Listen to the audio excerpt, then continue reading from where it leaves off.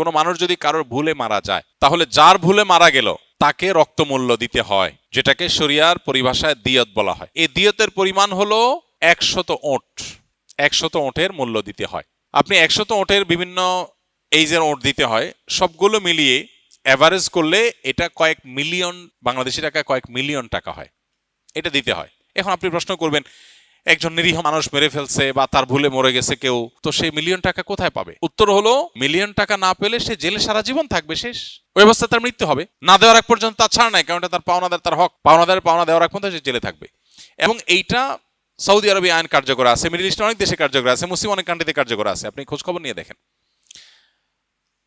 শুধু সেটাই না, যেন এই ধরনের শাস্তির ফলে এই অপরাধের প্রবণতা বা এরকম ভুল ভ্রান্তির প্রবণতা বা পরিমাণ যেন কমে আসে, সেজন্য এই টাকা পরিশোধের ক্ষেত্রে দায় অন্যদের, অর্থাৎ অন্যদের বলতে যেই ব্যক্তি দোষী তার সংশ্লিষ্ট অন্যদেরকেও বাধ্য করা হয়। এটাকে আকেলা বলা হয় শরিয়ার পরিভাষায়। অর্থাৎ যে এই দুর্ঘটনার কারণে বা যার ভুলের কারণে কেউ মারা গেল, তার বংশের লোকজন, আত্মীয় স্বজনের লোকজন, ধরুন তার অ্যাসোসিয়েশনের লোকজন, একজন ড্রাইভার ভুল করলো, তার সাথে জড়িত তার সংশ্লিষ্ট আর অনেকে আছে। অতএব সবাইকে আনুপাতিক হারে ভাগ করে হলেও এই দায় নিতে হয়। এটার ফলে কি হয়? এটার ফলে একজন ব্যক্তি শুধু সতর্ক হয় না, পুরো সোসাইটি সতর্ক হয়ে যায় যে আমাদের সবাইকে এটার জন্য সাফার করতে হবে। এখন শরিয়ার এই কঠিন শাস্তি, এটা যদি কার্যকর হয়, বাস্তবায়ন হয়, তাহলে দেখবেন ভুলে মানুষ মেরে ফেলা, সরি বলে শেষ করে ফেলা, এই প্রবণতা আমাদের সাথে থাকবে না। বেশ বোধহয় বছর 2 আগে একটা ঘটনা ঘটেছিল যে কারোর বাসার উপরে টব বা ইট এরকম কিছু রাখা ছিল সাইডে রেলিং এর পাশে, ওইটা পড়ে নিচে এক ভদ্রলোক বা এক ভদ্রমহিলা মারা গেছেন। সম্ভবত হিন্দু ছিলেন উনি। এই যে একটা লোক মারা গেলেন, একটা মানুষের জীবন এতটাই মূল্যহীন, তিনি আপনার ছাদ থেকে কিছু পড়ে তিনি মারা যাবেন, আর আপনি আফসোস করে শেষ করে দিবেন, শেষ। এত সহজ না। ইসলাম শরিয়ার বিচার ব্যবস্থা থাকলে আপনাকে জেলে যেতে হবে। যদি আপনার অনিচ্ছাকৃত ভুলে হয়, তাহলে এটার রক্ত মূল্য পরিশোধ না করতে পারলে, যতদিন না করবেন আপনি জেলে থাকবেন। আপনার পুরো গোষ্ঠীর লোকজন, অ্যাসোসিয়েশন লোকজন সবাই মিলে এই টাকা জোগাড় করে আপনাকে মুক্ত করতে পারে, অথবা মৃত ব্যক্তির আত্মীয় স্বজন থেকে যদি মাফ আদায় করতে পারে বা কমাইতে পারে, ডিসকাউন্ট নিতে পারে, ওকে। আর না হলে আপনি সারা জীবন জেলে থাকবেন, শেষ। এখন আমাদের দেশে এই যে ত্রুটি বিচ্ছুতিগুলো, এই ত্রুটি বিচ্ছুতিগুলো কার, কোত্থেকে হলো, সেজন্য দায়ীকে, সেগুলোকে কোনোভাবে নিরূপণ করা হয় না। বরং সরকারিভাবে 10,000, 20,000, 25,000 টাকা লাশপ্রতি দিয়ে দায় সারা হয়। 25,000 তো দূরের কথা, 25 লাখ টাকা দিলেও তো একটা মানুষের অভাব ওই ফ্যামিলিকে কখনো পূরণ করিয়ে দেওয়া সম্ভবপর হয় না। অতএব আল্লাহ রাব্বুল আলামিন আমাদেরকে বোঝার তৌফিক দান করুন যে শরিয়ার বাইরে মুক্তির আসলে কোনো পথ নাই। আমাদেরকে দিন শেষে শরিয়াতে ফিরে আসতে হবে। কোন গুনাহে আল্লাহ বান্দার দিকে মুখ ফিরিয়ে নেন, বান্দার দিক থেকে মুখ ফিরিয়ে নেন? এই বিষয়ে প্রসিদ্ধ একটা হাদিস আছে। নবী সাল্লাল্লাহু আলাইহি ওয়াসাল্লাম বলেছেন, 3 ব্যক্তি এমন আছেন যাদের সাথে কিয়ামতের দিন আল্লাহ কথা বলবেন না, তাদেরকে আল্লাহ তাআলা পবিত্র করবেন না। এই মানুষগুলো যাদের থেকে আল্লাহ তাআলা মুখ ফিরিয়ে নেবেন, তাদের সাথে আল্লাহ কথা বলবেন না, তাদেরকে আল্লাহ পবিত্র করবেন না।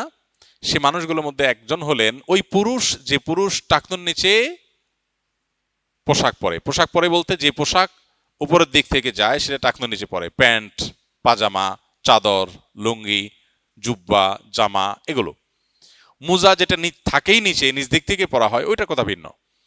তো এই যে মুসবিল যে ব্যক্তি টাকনুর নিচে প্যান্ট, পাজামা, লুঙ্গি ইত্যাদি পরে, এই ব্যক্তি, তার সাথে আল্লাহ কিয়ামত দিন কথাও বলবেন না এবং তার দিকে আল্লাহ তাকাবেনও না, তাকে আল্লাহ পবিত্রও করবেন না।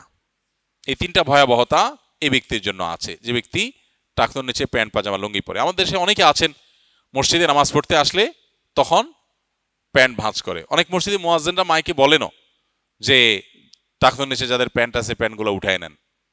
নামাজের জন্য এই কথা কেন বলবেন? এই সম্পর্কে একটা জয়ীফ হাদিস আছে যে মুসবিল ইজারে নামাজ কবুল হয় না। হাদিসটা সহিহ সূত্রে বর্ণিত না। বিশুদ্ধ হাদিসগুলো সবগুলো হলো কমন এবং জেনারেল, সব সময়ের জন্য এটা প্রযোজ্য যে পুরুষ মানুষ টাকনুর নিচে পোশাক পরবে না। এখন বৈজ্ঞানিক গবেষণা বলছে যে এটা পুরুষের জন্য ক্ষতিকর। যাই হোক, সেটা গবেষণা কি প্রমাণ হয়েছে এটা বড় কথা না, বড় কথা হলো নবী সাল্লাল্লাহু আলাইহি ওয়াসাল্লাম নিষেধ করেছেন, বাস, শেষ।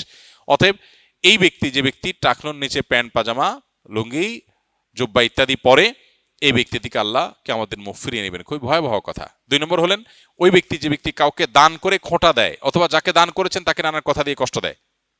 দান করেছেন, আল্লাহর কাছে আশা করবেন এর বিনিময়, যাকে দান করেছেন তার সাথে আপনার কোনো আলাপ থাকবে না। দান করে খোঁটা দিলেন, কষ্ট দিলেন, খোঁচা মেরে কথা বললেন, এগুলো বললে আপনি আল্লাহ তাআলার দৃষ্টি থেকে সরে যাবেন কিয়ামতের ময়দানে। নাম্বার 3, ওই ব্যবসায়ী, যেই ব্যবসায়ী তার পণ্য বিক্রি করতে গিয়ে মিথ্যা শপথ করে।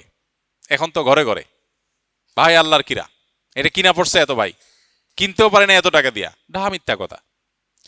তো এই ব্যবসায়ী যে তার পণ্য বিক্রি করার প্রয়োজনে মিথ্যা শপথ করে ক্রেতাদের সাথে, কাস্টমারের সাথে, তার দিকে আল্লাহ তাকাবেনও না, তাকে পবিত্র করবেন না, এবং কিয়ামতের দিন আল্লাহ রাব্বুল আলামিন তার সাথে কথাও বলবেন না। আল্লাহ আমাদেরকে এই সমস্ত বদগুণ, খারাপ গুণ থেকে, চরিত্র থেকে হেফাজত থাকার তৌফিক দান করুন। দৌলতদিয়া বাস নিয়ন্ত্রণ হারিয়ে পদ্মায় নিহত প্রায় অর্ধশত মানুষ। দেশে আরো অনেক দুর্ঘটনা এমন এভাবে ঘটছে। এসব থেকে আমাদের পরিত্রাণের উপায় কি? একটু আগে আমরা সেটি বলেছি। এই সকল নির্মম ঘটনাগুলো থেকে বেঁচে থাকার বা রক্ষার একমাত্র উপায় হলো সুশাসন প্রতিষ্ঠা করা, গুড গভর্নেন্স নিয়ে আসা। এই একটা জিনিস যদি আনা যায়, দেশের শত সহস্র সংকট এমনিতেই দূর হয়ে যাবে, অগণিত সমস্যার সমাধান এমনিতেই হয়ে যাবে।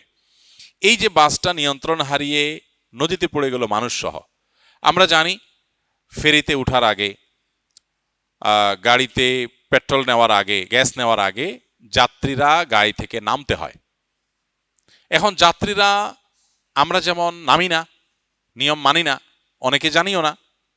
আবার যথাযথ কর্তৃপক্ষ যাদের দায়িত্ব ছিল এটা চেক করা, যে একটা একটা করে চেক করা, নামলো কিনা, নামতে বাধ্য করা, তারাও তাদের দায়িত্ব পালন করে নাই।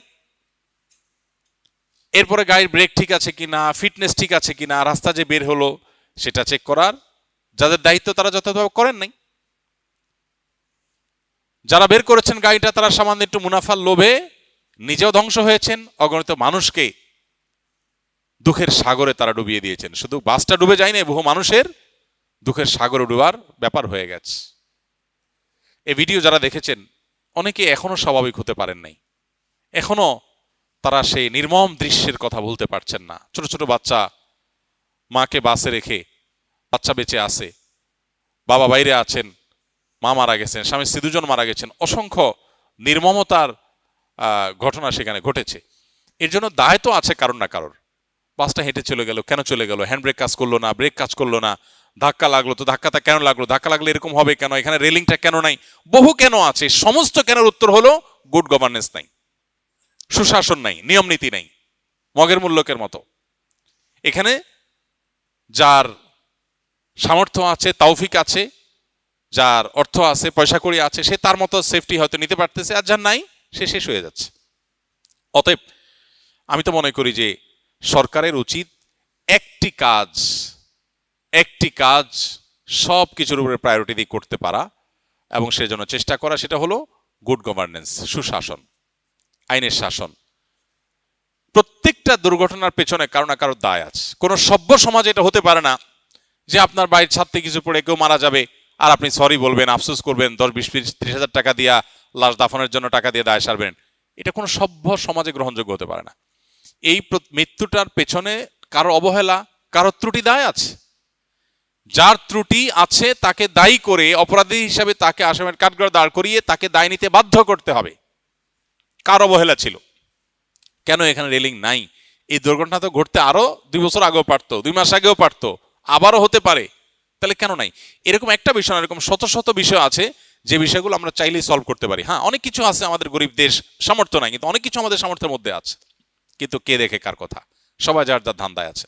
তো এই নিয়ম শৃঙ্খলার মধ্যে যদি না আনা যায়, দুর্নীতি যদি বন্ধ করা না যায়, অপশাসন যদি বন্ধ করা না যায়, তাহলে সেক্ষেত্রে এগুলো কোনোদিনই রোধ করা সম্ভব হবে না। পরিত্রাণের উপায় হলো এই অপশাসন রোধ করা, নিয়ম শৃঙ্খলা ফিরিয়ে আনা, এর জন্য গোড়া থেকে কাজ করা। আমরা দোয়া করি আল্লাহ রাব্বুল আলামিন দায়িত্বশীল পর্যায়ে যারা আছেন তাদেরকে সে তৌফিক দান করুন, তারা যেন গুড গভর্নেন্স আনতে পারে। পেশাব করার পর পানি টিস্যু নিলে পবিত্র হওয়া যাবে না? পানি নাকি টিস্যু নিলে পবিত্র হওয়া যাবে? পেশাব করার পর আমরা কিভাবে পবিত্র হব? 2টা পদ্ধতি আছে। সবচেয়ে উত্তম পদ্ধতি হলো পানি ব্যবহার করা, তার আগে কুলুক ব্যবহার করা। কুলুক দিয়ে মুছলেন, এরপর পানি দিয়ে ধুইলেন, এটা হলো সবচেয়ে উত্তম। এটা যদি না পারেন তো অন্তত পানি দিয়ে ধুবেন। সেটাও না পারলে টিস্যু বা কোনো ঢিলা ইত্যাদি দিয়ে আপনি পরিষ্কার করবেন, কিন্তু পেশাব থেকে পবিত্র আপনাকে হতেই হবে। নবী করিম সাল্লাল্লাহু আলাইহি ওয়াসাল্লাম বলেছেন, ইস্তানজিহু মিনাল বাউল, তোমরা পেশাব থেকে ভালো করে পবিত্রতা অর্জন করো। কেন?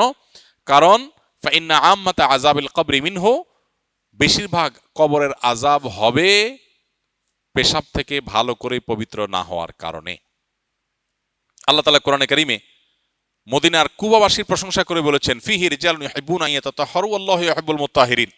এই কুবাবাসীর প্রশংসা আল্লাহ করছেন, এই জন্য সেই সময়ের কুবাবাসীদের কথা বলা হচ্ছে যে তারা খুব ভালো করে পবিত্রতা অর্জন করতে পছন্দ করেন। ভালো করে পবিত্রতা অর্জনের সংজ্ঞা কি? অনেক তাফসীরবিদরা লিখেছেন, এর সংজ্ঞা হলো তারা আগে ঢিলা বা কুলুক বা এই টিস্যু ইত্যাদি এই জাতীয় জিনিস ব্যবহার করতেন, আর এরপরে পানি দিয়ে ধৌত করতেন, যেটা মরুভূমিতে দুষ্প্রাপ্য, কঠিন, কিন্তু তারা এটা করতেন। আল্লাহ সেটা প্রশংসা করেছেন। এই জন্য আপনি টিস্যু হোক, ঢিলা কুলুক হোক, কিছু দিয়ে মুছে এরপরে পানি দিয়ে ধৌত করলেন, এটা হবে পেশাব থেকে পবিত্র হওয়ার সবচেয়ে ভালো উপায়। এটা যদি না পারেন তাহলে পানি ব্যবহার করবেন, সেটাও না পারলে টিস্যু ব্যবহার করবেন। যে কোনো মূল্যে আপনাকে পবিত্র হতে হবে, যাতে করে পেশাবের ফোঁটা বা ধারা বন্ধ হয়ে যায়, সেটুকু নিশ্চিত করতে হবে। তবে এর মানে এই না যে পেশাব করার পর আপনি দৃষ্টিকটুভাবে মানুষের সামনে হাঁটাহাঁটি করবেন, সতরের এক অংশ খুলে যাবে, এটা অনুচিত।